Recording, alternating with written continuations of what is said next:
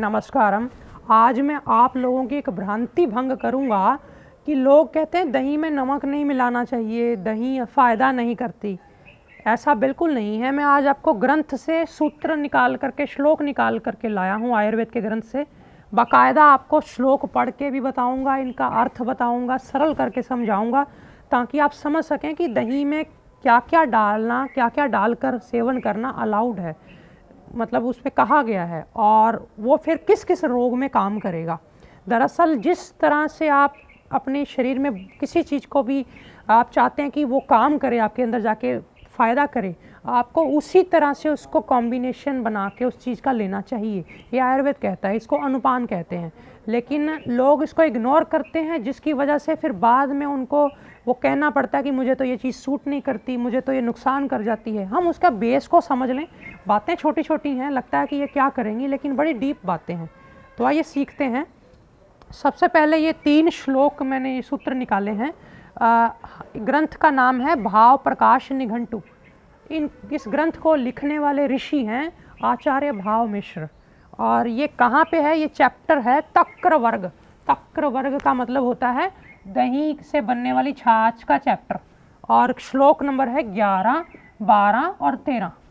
तो ये 3 श्लोक मैं आज आपको इस पे समझाऊंगा। सबसे पहले लिखा है वाते अम्लम शस्यते तक्रम शुंठी सैंधव संयुक्तम, यानी वात रोगों में थोड़ा खट्टा दही, यानी अम्लम यानी खट्टा दही चल जाएगा, लेकिन उसमें थोड़ी सौंठ, यानी कि जिसको आप बोल देते हैं ड्राई जिंजर बोल देते हैं, थोड़ी सी उसमें सेंधा नमक, रॉक सॉल्ट मिला करके उसको लें तो ये बड़ा उत्तम रहेगा। शस्यते यानी उत्तम रहेगा। तक्र में, तक्र किसको बोलते हैं? तक्र बोलते हैं जिस दही में थोड़ा सा पानी डाल के फेंट लिया जाए, उसको तक्र बोल देते हैं। तो ये जब खट्टा लगे, दही थोड़ा खट्टा सा है, तो वात रोगियों को उसमें थोड़ी सौंठ और सेंधा नमक मिला लेना चाहिए।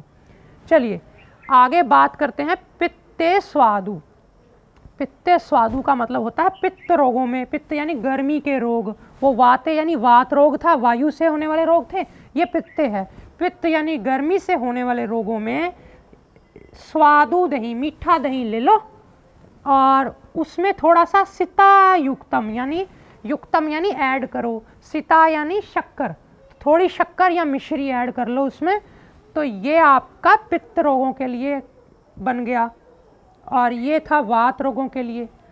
और इसमें आप अगर कफ रोग है, यानी साइनस, कफ, एलर्जी, हालांकि ये नहीं कहा गया कि इसमें लेना ही है दही कफ रोगों में, लेकिन बाय चांस कभी लेना पड़े, दिल करता है, कोई बार बहुत ज़रूरत है, कुछ और पछता नहीं, यही खाना है, तो उसमें क्या करें फिर?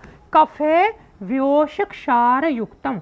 व्योष क्षार युक्तम मतलब इसमें आप त्रिकटु चूर्ण मिला लें। त्रिकटु चूर्ण किसको बोलते हैं? सौंठ, जो कि ऊपर भी मिलाई थी, काली मिर्च और पिपली, लॉन्ग पेपर, ये 3 चीज़ों का मिक्सचर होता है इक्वल क्वांटिटी का। वो उसको आप मिला करके कफ रोगों में ले लें। उसमें नमक नहीं डालना, नमक तो डलेगा, लेकिन साथ में ये चीज़ें डाल लें, ऐड कर लें, तो ये आपका तीनों रोग, वात पित्त कफ हो गया। आप बोलेंगे मेरे को वात पित्त मिक्स है, कफ भी है, ये भी है, वो भी है, क्या करूं? अपनी बॉडी की प्रायोरिटी देखो कि कौन सी ज़्यादा चीज़ आपको उसमें तंग कर रही है, उसके हिसाब से आप कुछ भी डाल करके ले लो। और इसमें आगे लिखा है हिंगू जीर युक्तम घोलम। ये जो अगर आप चाहो तो हींग और जीरा मिला के थोड़ा सा सेंधवेन यानी सेंधा नमक, हींग, जीरा और सेंधा नमक, ये भी मिला करके ले सकते हो। किस में मिलाना? घोलम। यहाँ तक्रम शब्द यूज़ कर दिया, जनरल जो मुंह में उनको लगता है कि ये ठीक कंफर्टेबल आ गया मुंह में, तो यहाँ घोलम। घोलम यानी जो दही ब्लेंड की हुई हो, दही को लेते हैं और थोड़ा मथ देते हैं, तो आप उसमें बस डाल लो हींग, जीरा और सेंधा नमक, ये मिला करके लेते हैं। तो क्या करेगा ये? भवेद अतीव, ये बहुत ज़्यादा, अतीव माने बहुत ज़्यादा होता है। क्या होता है? वात घनम, यानी वात को कम करने वाला, वात को बैलेंस करने वाला। कौन? ये हींग, जीरा वाला और सेंधा नमक वाला दही। और ये वात घनम, वात को कम करेगा। और साथ ही साथ बोला है अर्शो, अर्शो यानी पाइल्स।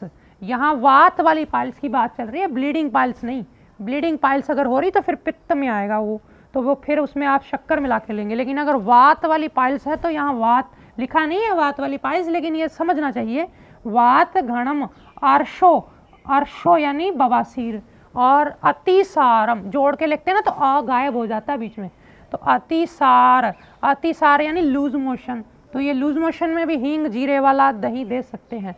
और हृत परम बहुत ज़्यादा हितकारी होता है ये सारी चीज़ों में। और साथ ही साथ बोल दिया रुचिदम, जो दही है ये वाला जीरा हींग और सेंधा नमक वाला, ये रुचिदम होता है यानी रुचि बढ़ाता है, भूख बढ़ाता है, खाने की टेस्ट बढ़ाता है। पुष्टिदम यानी पुष्टिदायक होता है, पुष्टि का मतलब होता है थोड़ा पुष्ट कर देना, न्यूट्रिशन से एकदम स्ट्रेंथ दे देना। और बल्यम बल देने वाला है, बल भी बढ़ाता है, पेट का भी बल बढ़ाएगा, पाचन का भी बल बढ़ाएगा, सारे शरीर का बल बढ़ाएगा। वस्तिशूल विनाशनम, वस्तिशूल विनाशनम का मतलब होता है पेल्विक एरिया, नाभि से नीचे वाला हिस्सा जिसको गुप्तांगों के आसपास का एरिया कहते हैं। ये वस्तिशूल यानी उस एरिया की, पेट अगर दर्द हो रहा है पेट में, पेट के अंदर भी हो अगर या नीचे भी हो, तो सब जगह का वस्तिशूल ये खत्म कर देगा।